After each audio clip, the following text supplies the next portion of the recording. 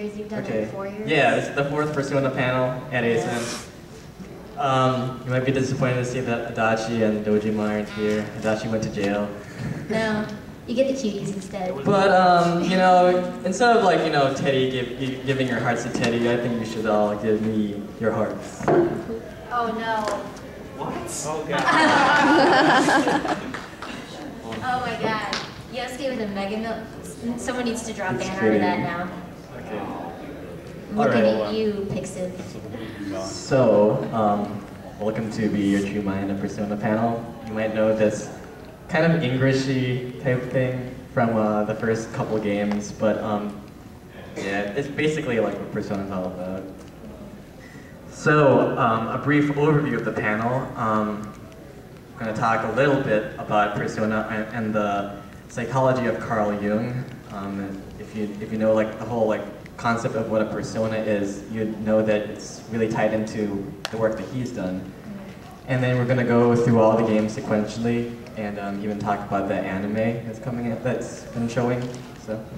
Now I'll be telling you about the 2 new games that are coming out too. All right, so Carl Jung. Well, the games, like I said, draw heavily from the psychology of Carl Jung. Here is a diagram of like the different levels of like the conscious, like of the mind. You have the conscious ego, and then you have the self-image or persona, and then above that is subconscious memories, and then the important thing is like the shadow / denied psychic material, which makes like a really big showing in Persona 2 and Persona 4. The persona is essentially the mask that you present to the world. So in the games, it ends up being like various like gods and goddesses or demons that represent yourself. And the weird thing about like this is that they kind of switched it up between games, but we'll talk about that.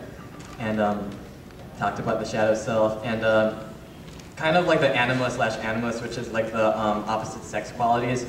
They kind of alluded to that in Persona 3 Portable with like the option between the MC and the femc. Although female Orpheus. Yeah. So the first game, who's actually played this like piece of crap? Well, the localization was really bad at first, like when it came out in like 1996. Show of hands who's played this one. Remember if it's PSP or? Oh, the original, like PlayStation 1. Then you guys know how badly they screwed it up. Just you, Richie, just you. Okay, so like I said, it was released in the same year, 1996. The thing about this was, it was a rush job. They needed to get this out in time for the holidays, so they cut out the entire Snow Queen quest, if anyone's played the PSP version. I honestly didn't like that much. Yeah, like it was really long dungeons and kind of... There's no... It's like... in the end. Yeah. But the localization was just... As we'll see. Yeah. And the art and character design were done by longtime character designer for Atlas, Kazuma Kaneko.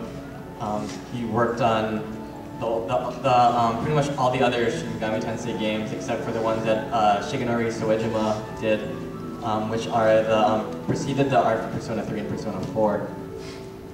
And what was really innovative about this RPG at the time was that you know, it came out around the same time as like Final Fantasy VII, and like the graphics aren't as good. They're kind of crappy, but like it was new. It wasn't like a sword and sorcery like RPG. Like it was set in modern times. You played as a bunch of like ragtag high schoolers where like suddenly like their world is turned into like this demon world, dream world, and I don't know, just really innovative and kind of ahead of its time. So and That's one of the coolest days. yeah, like and if anyone has played like the original like Shin Megami Tensei games, like 1 and 2, it had like the pretty much just going through corridors in first person. It was pretty much the same thing. They did away with this in 2 though. If anyone's played Strange Journey, that's pretty much exactly what it was like. Yeah. So let's talk a little bit about this localization. Well, they wanted to, they thought the game was too Japanese. So they wanted to make it more American so that, you you know, dumb American gamers can like it, I guess. The rice balls are now jelly donuts. But people still like those characters. Yeah. So the character art was completely changed to make some characters look more Caucasian, and they added a token African American character named Mark. And it was just really weird. He spoke with really bad stereotype dialogue, and the setting for the game was moved to a suburban U.S. and it was called like the city was taking place in was Lunarville, and instead of like you know Kandori, like the main villain of this, his name in the first game was Guido Sardinia. So whatever.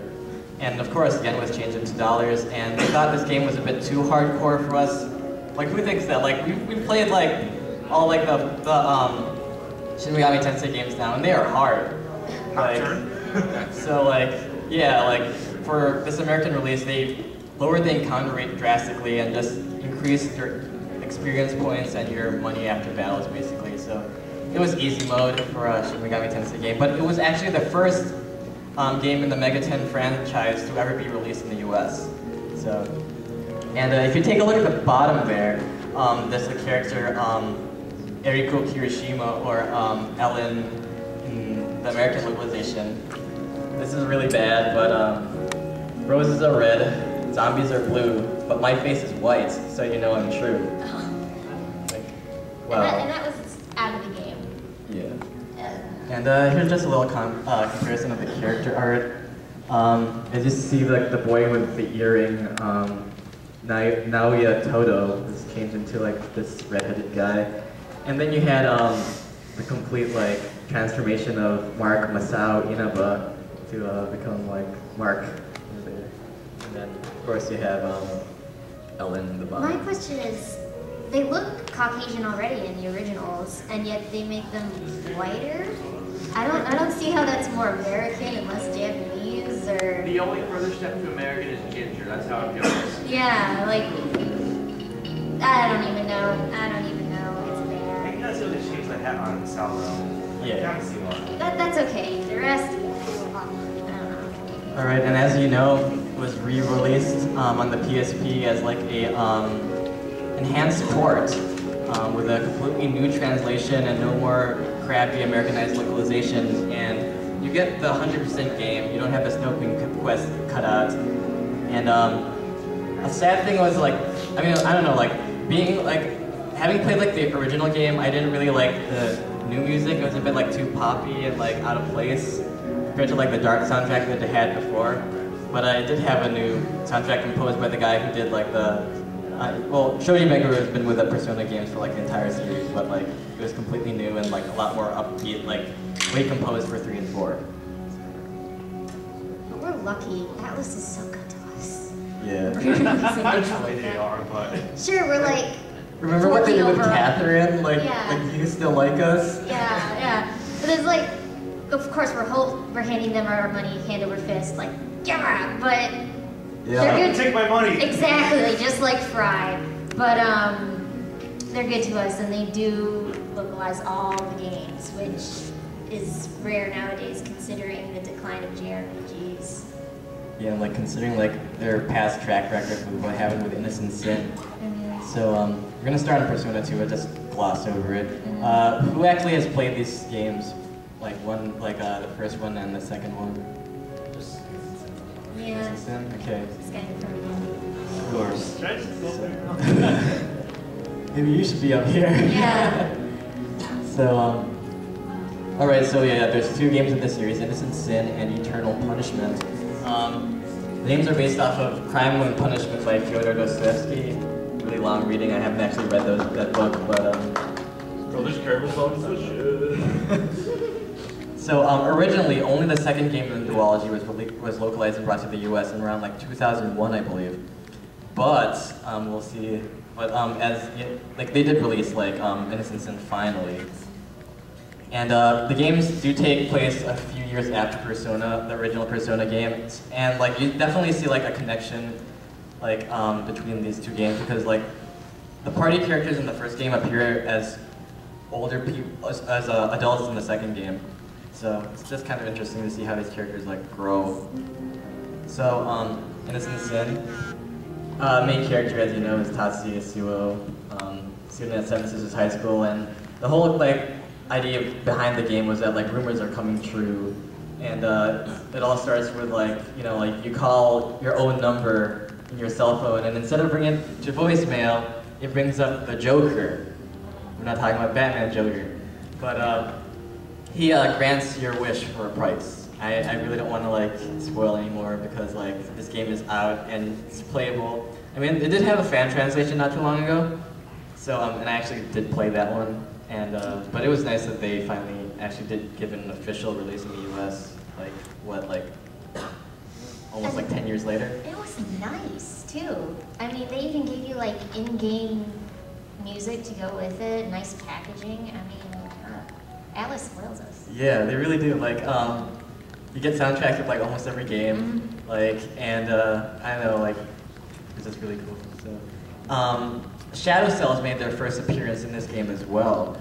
Here you can see the character Ginkgo, or Lisa Silverman, and her shadow self on the, is that your left, and then her regular self on the right. So they definitely took parts of this and moved it over to it influenced P4, of course. So and yeah, like the whole story behind like Lisa Silverman is that she's like this American girl living in Japan who loves kung fu movies. So she was so and like her dad tries to raise her up as like Yamato Nadeshiko, or like a perfect Japanese woman, and she's like the giant weeaboo of these games. She looks kind of like Steven Seagal, but like the title of like biggest weeaboo in the games definitely goes to like PB and like the third one, of course. I think they say his name is actually Steven too. Really? Yeah. Oh wow. This is the best part right here. So, why was Innocent Sin not localized originally? Well, there's a glaring picture over there. It's Hitler. Yeah. If you guys have played Innocent Sin for the PSP, you'll notice that they put sunglasses on him and just called him the Fuhrer. Like, I know, like, I see what you did there, Atlas. Like, Fahrenheit, like, that mustache isn't fooling anybody. So, but there was also, like, the possible homosexual relationship between the player character and June, who's a party member. Like, if you make certain choices in the game, you can actually have it happen. So that might have been a reason. Around the time that this was originally released, there was a lot of high school violence. The U.S. was just getting over Columbine and other school shootings, and considering that, like, a large portion of the game does take place in a school where, like, the principal is, like, brutally murdered and everything, that might have been, like, a touchy issue at the time. Like I said, like, Adolf Hitler and his army of super Nazis are a major enemy for a good part of the game. They're actually brought back by some rumor somebody started. Like I said, like, rumors come true. So, you see. If it's a rumor, I mean, if you've ever gone to high school and hear people say, I hear Hitler's zombie robot army is, they're coming back to town, you guys better be ready. No, not Japan. But, yeah, somebody actually asked Atlas at their panel at Anime Expo a couple years back why it actually wasn't localized originally, and not even they knew. Like the current people working there like have no idea like why it was passed up. But there was a fan translation, and Atlas USA actually knew about it, and they plugged it in one of their fan mails. So that was before like they even knew that there was going to be a re-release in the PSP. So Persona 2 Eternal Punishment, which is the second game in the Persona 2 duology, released in Japan and the US in 2000. It picks up in the post, like in the new world created after Innocent Sin. I'm not going to really spoil too much, but you play as actually a character who was one of your party members in Persona 2 Innocent Sin, Maya Amano. AKA Heart Boobies. So, the weirdest thing about this game was that, like, in the first game, like, Maya's this really upbeat, like, talkative character, and, like, Persona games have silent protagonists. So, like, it was weird seeing her go from, like, this upbeat, like, cheerful, like, let's be positive character to a, just silent protagonist. Yes, epaulets. Very weird. And, It also was the first